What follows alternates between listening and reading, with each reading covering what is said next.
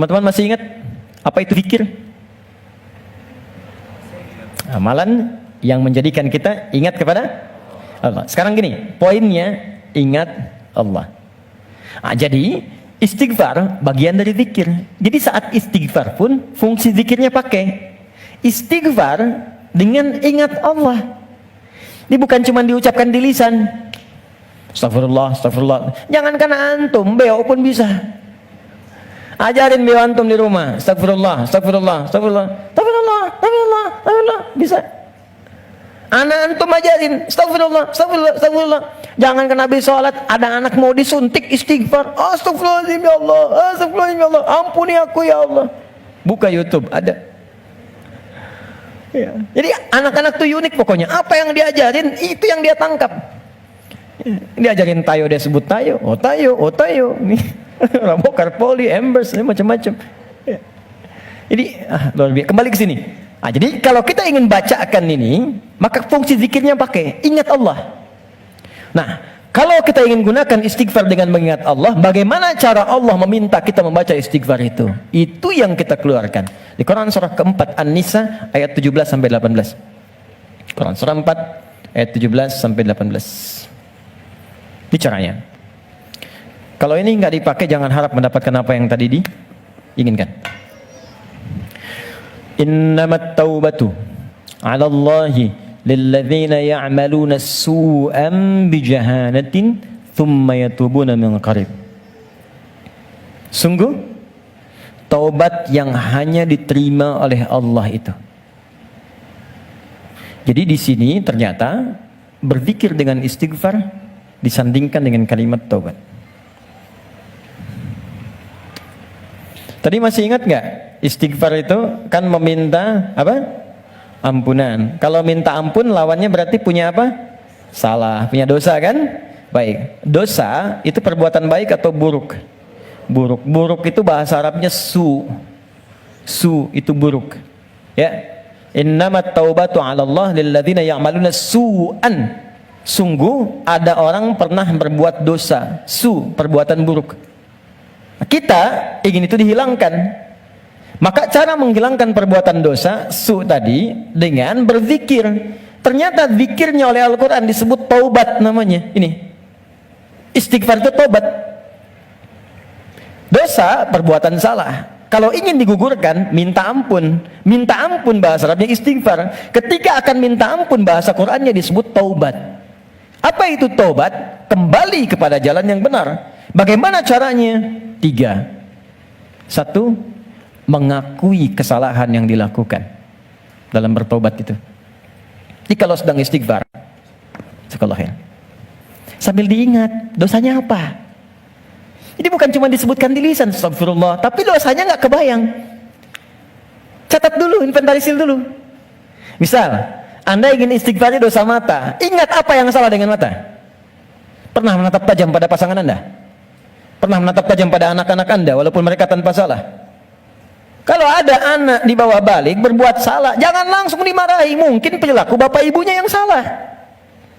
Kalau anak Anda sulit ke masjid, jangan dibentak. Mungkin dia melihat bapaknya yang dulu nggak pernah ke masjid.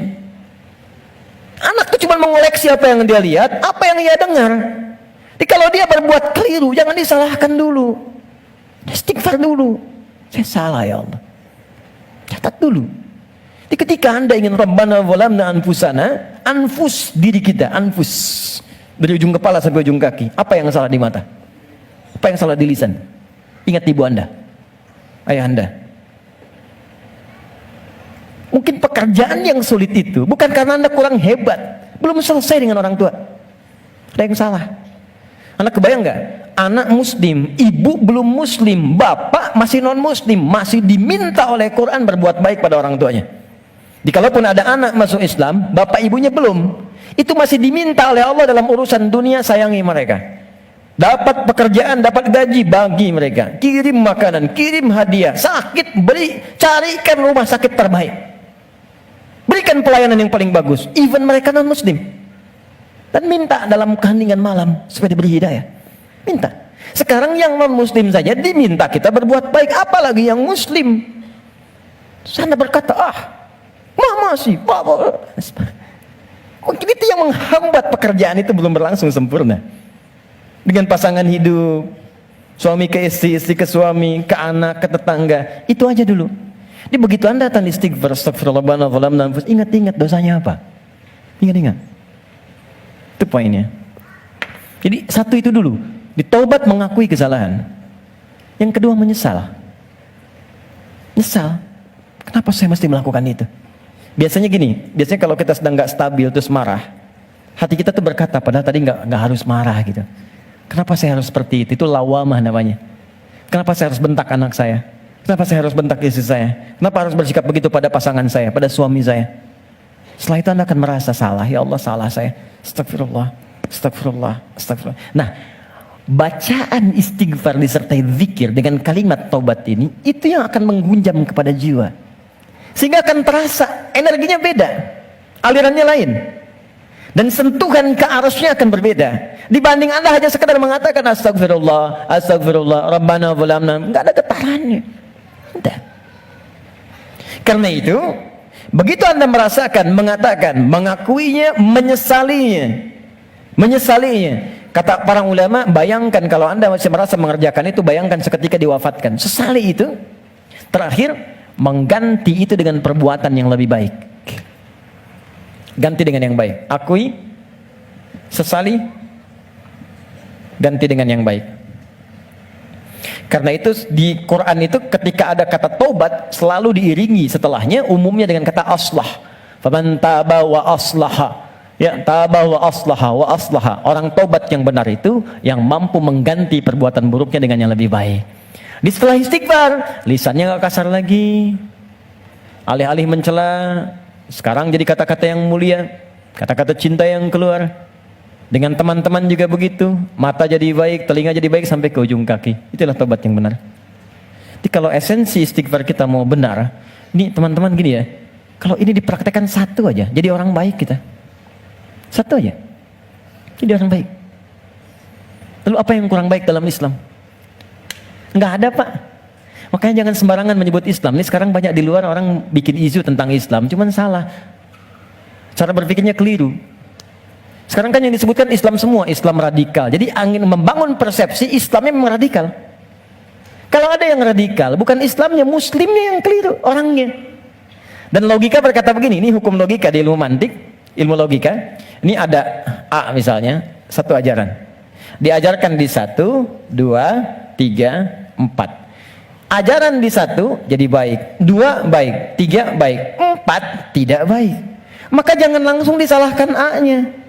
Dilihat mungkin ini yang salah belajarnya. Jadi kalau peci Anda tidak cukup dengan kepala, jangan dipotong kepalanya. Cari ukuran peci yang sesuai. Ini poinnya. Nah sekarang ini banyak sekali orang yang salah belajar tentang Islam, sehingga keluar perilaku yang tidak baik, yang disalahkan Islamnya. Celakanya dibangun opini dengan kalimat Islamnya. ISIS misalnya. ISIS itu kan disebutkan Islamnya. Islamis, Islamis, Islamis, Islamis. Sehingga seakan-akan Islamnya buruk. Saya kemarin membuat statement begini, ya, tak kenal maka ta'aruf, bukan tak sayang. Ya, ta'aruf. Jadi tidak selalu kenal mesti sayang. Ya, Anda kenal dengan istri tetangga kan tidak harus sayang, ya? Kenal ya kenal saja. Tak kenal maka ta'aruf. Kenalan kan? Anda tak tahu Senayan, datang ke Senayan kan? Anda tak tahu Aviara, datang ke sini. Anda tak tahu Ustadz Fulan, datangi, dengar, lihat. Anda tak tahu Islam, masuk aja dulu. Ya masuk aja dulu ke Islam. Masuk aja, lihat. Terus ikutin sholat, ikut baca Al-Quran, ikut belajar puasa. Yakin saya, begitu masuk gak akan keluar. Kalau benar belajarnya.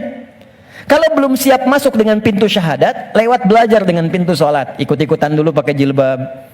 Ikut-ikutan, ikut sholat. Merasakan kenikmatannya, ikut puasa dulu. Begitu siap, masuk lewat pintu syahadatnya. Enggak siap, enggak dipaksa. Indah semuanya. Tuh, ini poinnya. Jelas ya? Oke, jadi saya ingin apa yang kita lakukan itu punya makna. Saya senang paham. Saya tidak senang hafalan. Anda menghafal tapi nggak ngerti itu. Sama dengan sindiran Al-Quran. Banyak orang sekarang sholat menghafal tapi nggak paham yang dibaca. Coba jujur, saya sering katakan kalimat ini. Dari sekian ribu kita ruku dan sujud, sekian kali sholat, berapa persen yang kita pahami dari semua bacaan sholat itu? Jadi bagaimana bisa khusyuk kalau nggak ngerti yang diungkapkan?